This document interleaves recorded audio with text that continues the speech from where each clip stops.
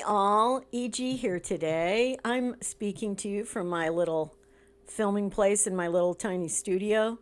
It is not nice weather out there today, and I did not want to go outside and film anything. So we're just going to sit here and have a chat. And today's chat is about age. Now, if you've been watching my channel long enough, you know that age doesn't particularly freak me out. Like, I can look back at my life and tell you that, big milestones like turning 30 or 40, even 50 to some degree, or 60, did not bother me at all, honestly. Really did not bother me. But I turned 70 a few weeks ago. And I have to tell you, it's having an effect on me mentally. Like it just is. And so I thought I'd share that with you today and see if any of you feel like that too. If you're, doesn't matter that you're 70 or above, maybe it's affecting you at being 60 or 50. Let me know what your thoughts are on this after you watch my video. But yeah, I turned 70. And before I turned 70, I made a lot of jokes about it and like I was lighthearted about it. And I thought, oh, it's fine turning 70. I don't feel any different. I actually don't. I mean, I don't feel any different at 70 than I did at 60, honestly. But it's somehow just looming over here like it's 70. And I realized it hit me harder than any other decade of my life has. Isn't that interesting? It hit me harder than any other decade. And I think it's because somehow it's not a vanity thing for me. It's not even, I've always been willing to tell my age and I don't try to cover up my age. I've never been like that. I think I've shared with you in videos that my mom was very vain and very ageist about that. She didn't want people to know how old she was during most of her adult life. I've just never been like that. So it kind of surprised me. And so I thought I'd share with you today the surprise I feel about it and we'll talk a little bit about aging today and what that really means to us, like psychologically.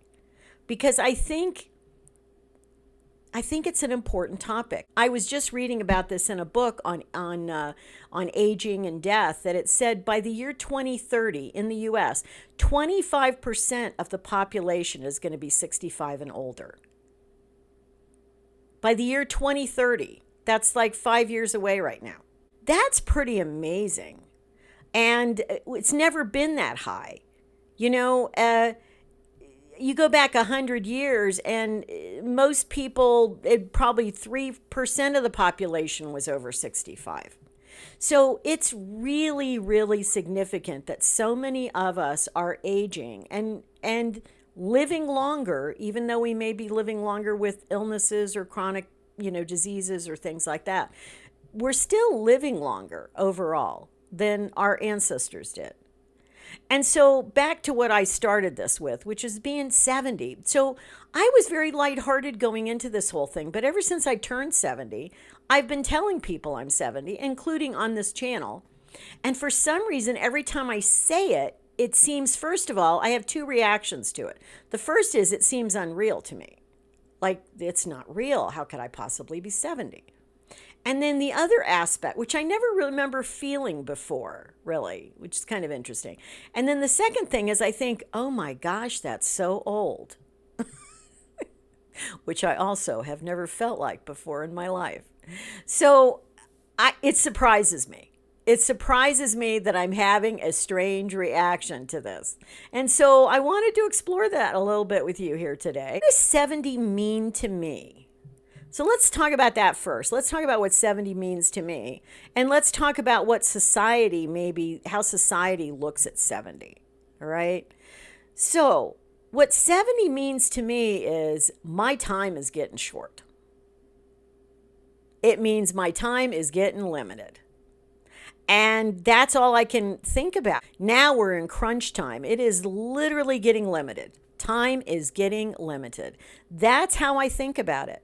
So I think to myself, well, even if I live to be as old as my mother did, which was 90, and my grandmother lived to be 89 on my other side of the family, I think even if I live that long, which is possible, of course. Um, how many good years do I really have left?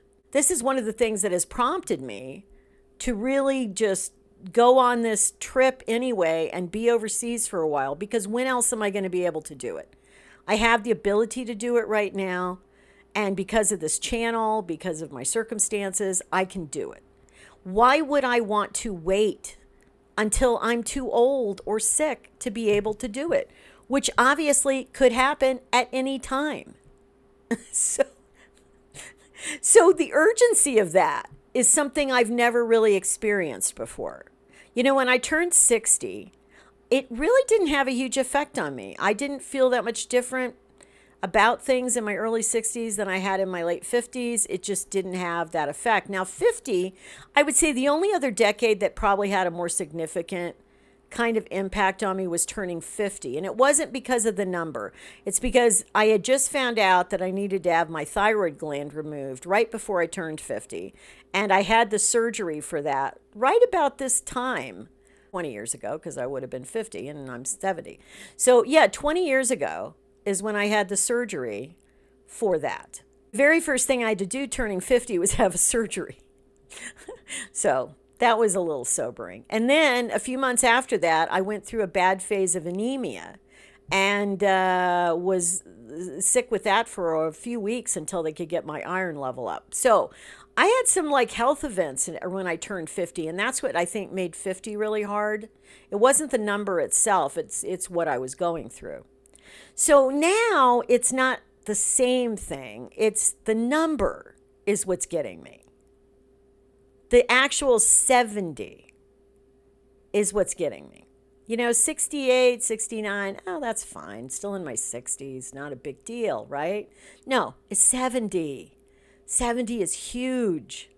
And it's like, because, a lot of people don't live to, well, first of all, I've outlived people anyway that I've known in my life, but also a lot of people maybe don't even make it to 80. So I'm thinking, do I really have another turn of the decade in me? Like maybe not. I don't know. What are things going to, like, I can't help but think about how things are going to deteriorate from now on.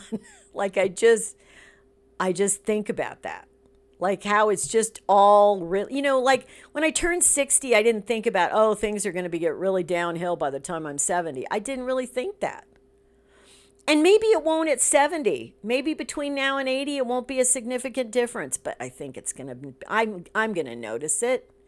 Other people are going to notice it. It's going to affect the way I live my life, I'm pretty sure, in some ways. Now, if I keep up with walking and I lose some weight and I continue to do exercises every day, and I'm lucky that if I don't get some horrible disease, yeah, could I still be doing pretty well at 80? Sure, it's possible. Anything's possible.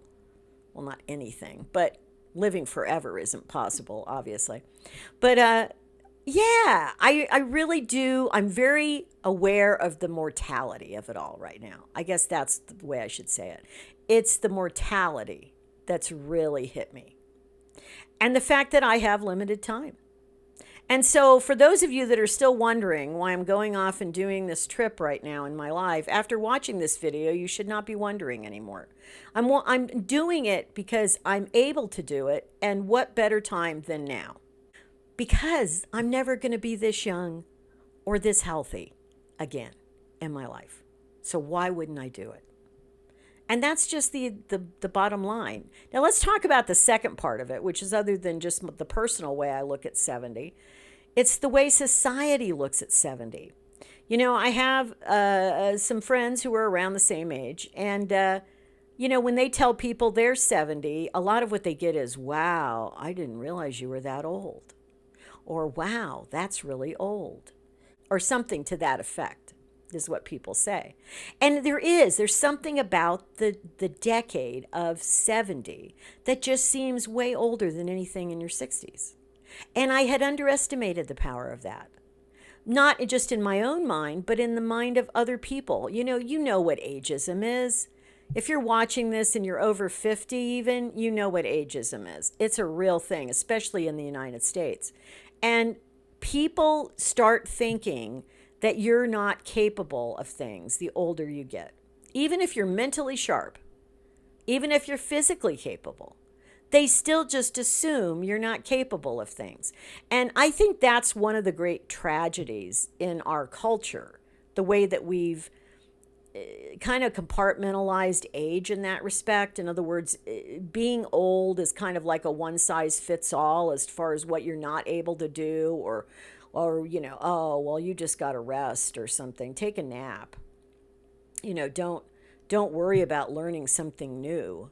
And I learn something new all the time. I have to, having a YouTube channel. I'm learning new stuff all the time. I'm learning just as much as I did as when I was in graduate school at 40. So the fact that we don't learn anything new the older we get is not true, but you can't convince people of that. And of course, if someone has dementia, of course they can't really be learning something new. But barring dementia, there's no reason in the world why you can't learn new things the older you get.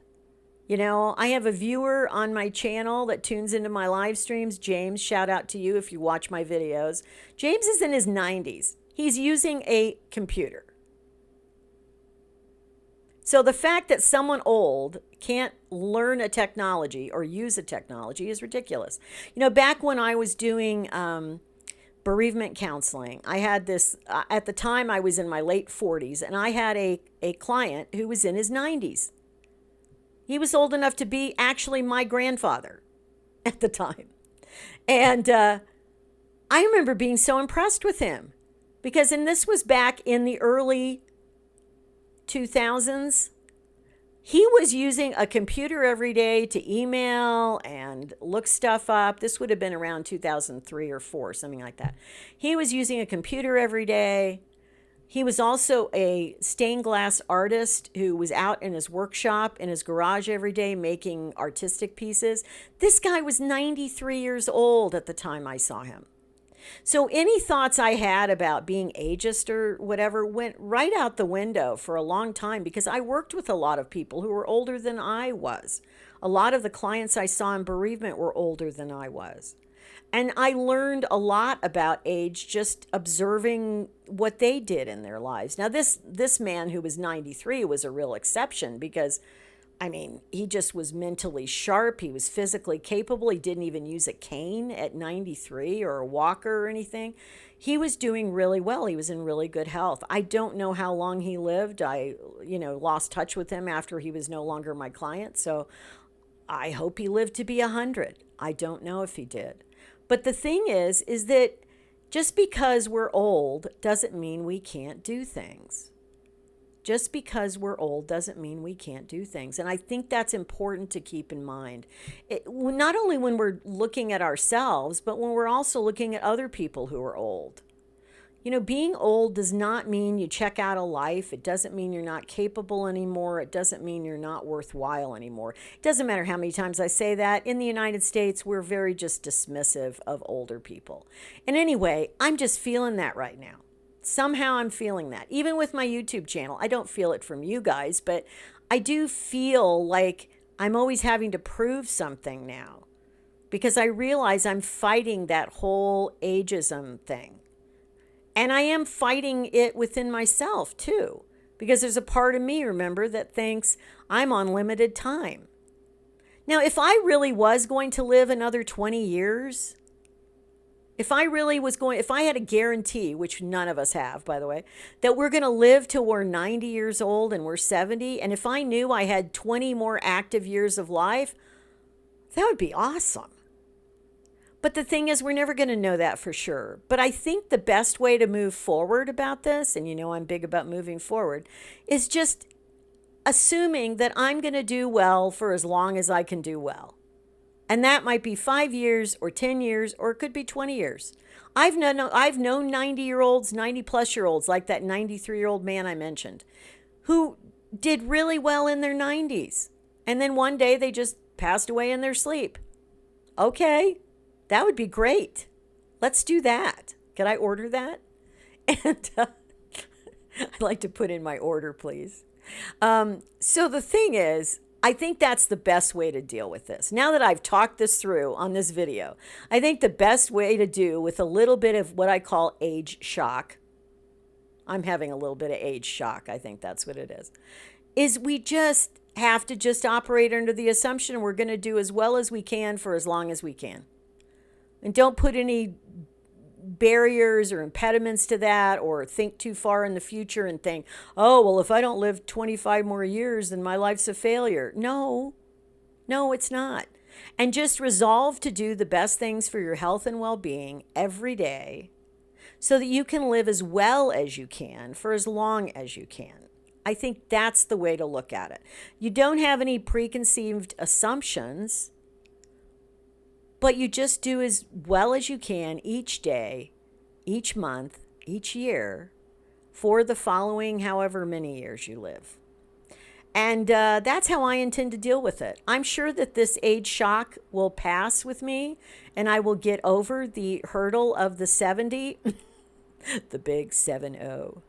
If you're following en français, that would be 70. So I'm not shy about saying my age. I will never become reticent about sharing my age. That will not change. I've always been pretty open about it my whole life, and I will continue to do that. But it's weird that I had to share with you that I did have a little bit of issues about this, which surprised me. Really did surprise me.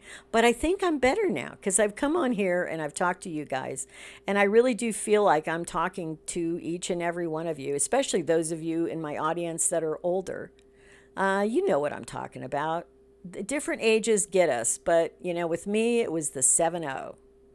7-0 hit me hard.